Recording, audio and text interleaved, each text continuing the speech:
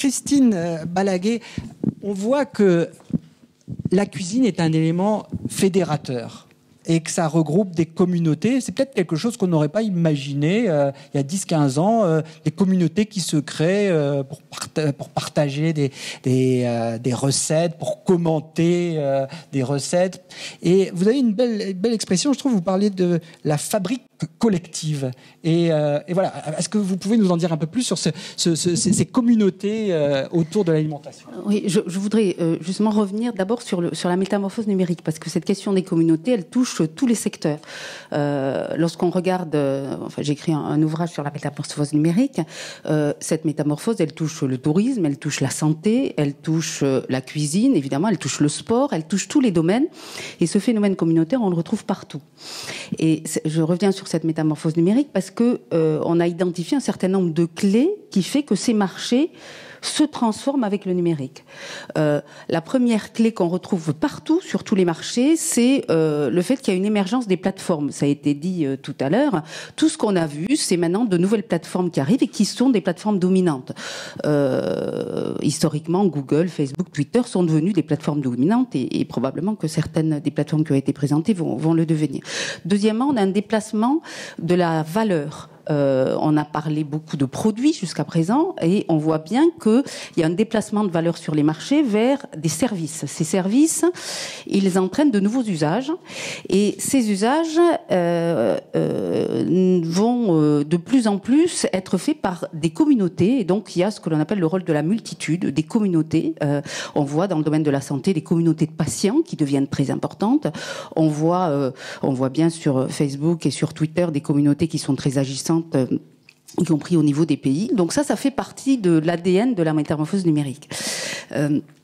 Dernier point, c'est que cette métamorphose numérique, on a aussi une clé avec les données, ça a été évoqué, mais le cœur de la métamorphose sur tous ces marchés, c'est le fait qu'on mesure qu'il y a des données et que ces données, elles ont une valeur sur ces marchés.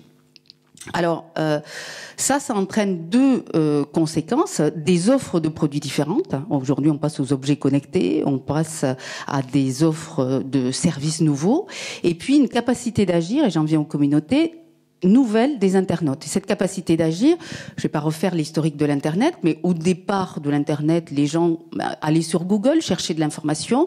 Aujourd'hui, leur rôle principal, c'est de faire partie de communautés et de communautés qui ont de plus en plus de poids sur les marchés. Et donc nous, c'est notre ADN, c'est d'essayer de comprendre ces communautés.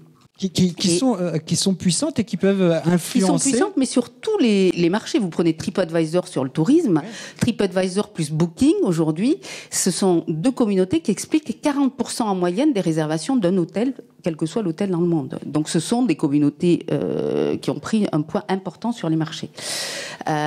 Donc c'est cette capacité d'agir et ces communautés...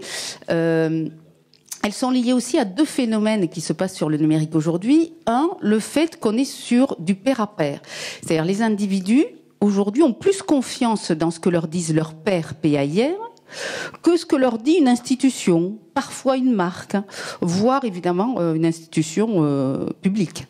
Et deuxième élément, ça c'est les théories d'un certain Pentland aux États-Unis, que je vous invite à aller regarder, qui dit que, et on trouve ça dans aussi les travaux que l'on mène, le comportement d'un individu s'explique de moins en moins par son profil, par ses caractéristiques, ce qu'on regarde en marketing depuis 30 ans, mais de plus en plus par les connexions qu'il a avec des personnes autour de lui, donc dans ses communautés, et demain avec ces personnes, plus des objets connectés probablement.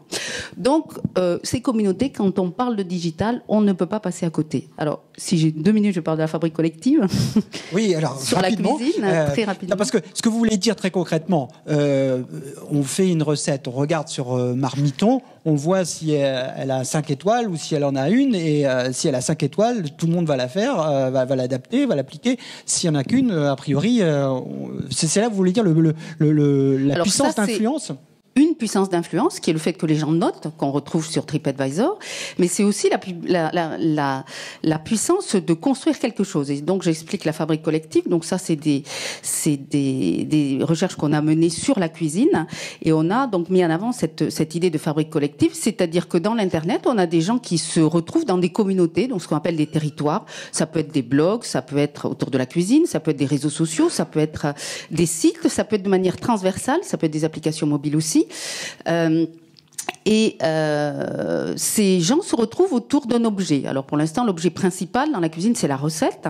Et cette recette, elle s'enrichit par les interactions des gens. Donc cet objet, il est dynamique. Et dans cette fabrique collective, il y a aussi une organisation. Aujourd'hui, il y a cette notion de cuisinier amateur. Mais ce cuisinier amateur, il devient fort sur les marchés. Vous avez des blogueurs qui sont très influents, vous avez des gens qui sont des gens, je dirais, qui ne font pas ça à titre professionnel, mais qui deviennent influents sur ces marchés-là. Et donc, il y a une organisation, une hiérarchie autour de ces cuisiniers amateurs.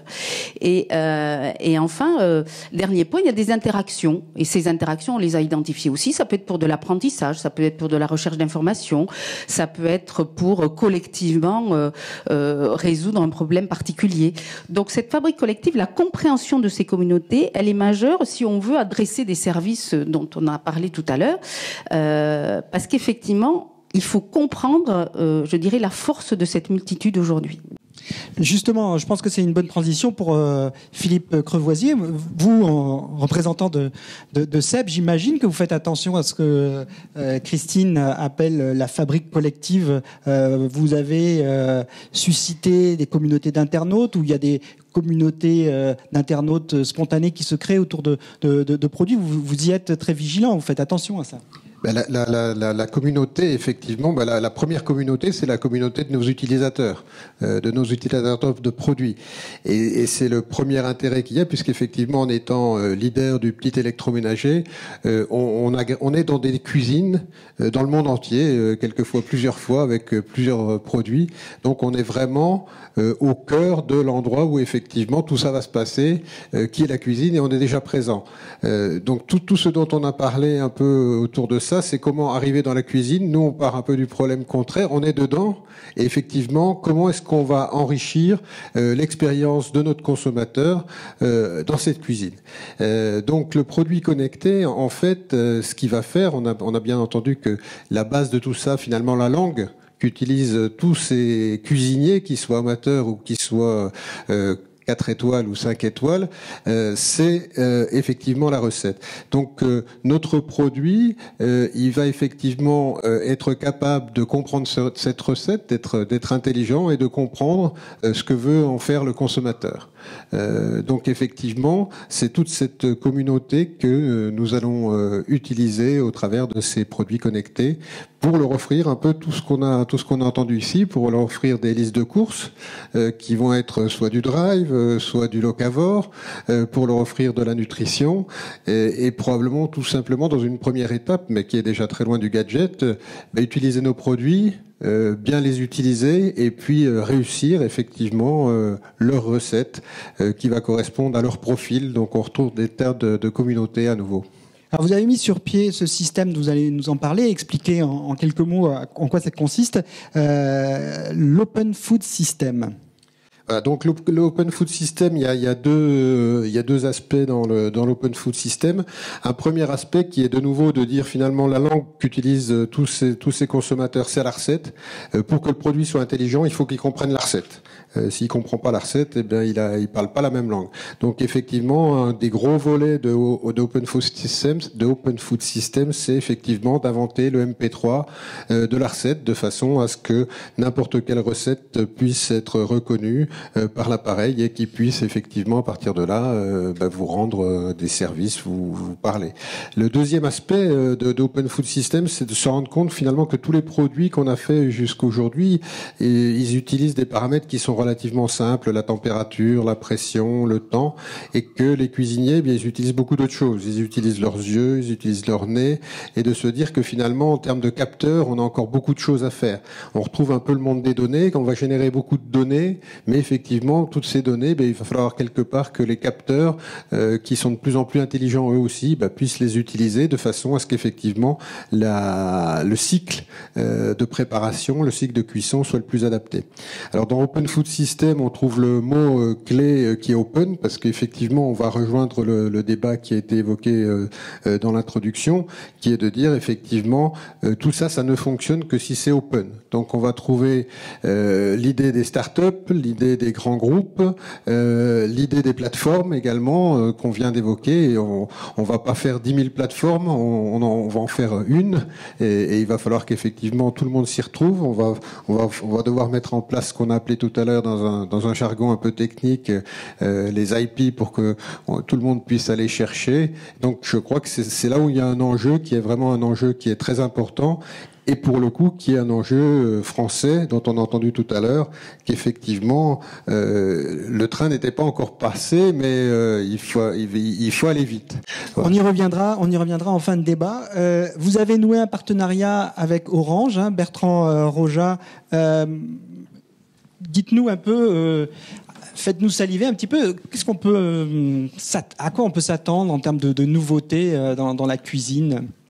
Justement, là, comme le disait Philippe, aujourd'hui, il y a des acteurs de la cuisine qui amènent des produits très intelligents, hein, puisqu'en fait, la dernière cocotte minute est un produit qui, effectivement, peut vraiment guider le cuisinier ou la cuisinière dans ses recettes. Et le fait de le rendre connecté, en fait, ça ouvre vraiment un champ qui va bien au-delà de la recette.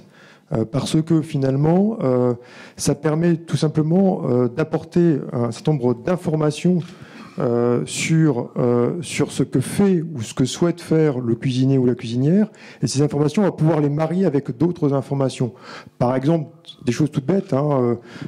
Si vous voulez faire une recette en hiver, vous n'aurez pas les mêmes produits que si vous voulez faire une recette en été. Donc, savoir quel est le moment de l'année, savoir quelle est la météo, c'est pareil. S'il fait très chaud au mois de février, vous n'aurez peut-être pas envie de faire une soupe, même si c'est la saison de la soupe.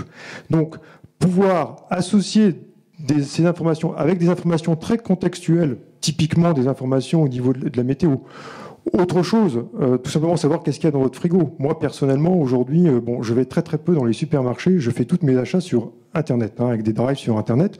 Donc finalement, ce qui est dans mon frigo, c'est disponible sur une base Internet. Donc pouvoir croiser cette information avec un certain nombre d'informations de recettes, finalement, qu'est-ce qui va se passer? C'est que l'application Seb, que j'aurai avec ma cocotte minute Seb, pourra tout simplement me conseiller des recettes qui correspondent à ce qu'il y a dans mon frigo. Voilà. Donc c'est l'ensemble de ces choses-là qu'on peut être capable de faire dès l'instant où l'équipement est connecté et dès l'instant où on est à même de croiser un certain nombre de données. Alors croiser ces données, il y a une dimension technique. Donc c'est là que nous, chez Orange, on intervient parce qu'on peut apporter justement les éléments techniques, les investissements en infrastructure. Mais après, c'est d'abord des partenariats. Et donc là, on est vraiment dans une logique d'écosystème. Donc c'est travailler à plusieurs, où chacun y retrouve son compte. Donc plusieurs, c'est l'industrie de la fabrication, mais c'est aussi la distribution. Donc c'est vraiment travailler à plusieurs. Le plusieurs, c'est là qu'on retrouve la notion de réseaux sociaux, puisque c'est aussi partager à plusieurs. Et puis au-delà de ça, bien évidemment, il y a aussi une compétence parce que croiser ces données, créer de l'information riche. Ça nécessite en fait de la compétence. C'est ce qu'on appelle aujourd'hui les data scientists. C'est un vrai métier. Et là aussi, c'est des compétences que nous, Orange, on peut apporter pour aider justement à construire et à enrichir ces données. Voilà. Alors, vous avez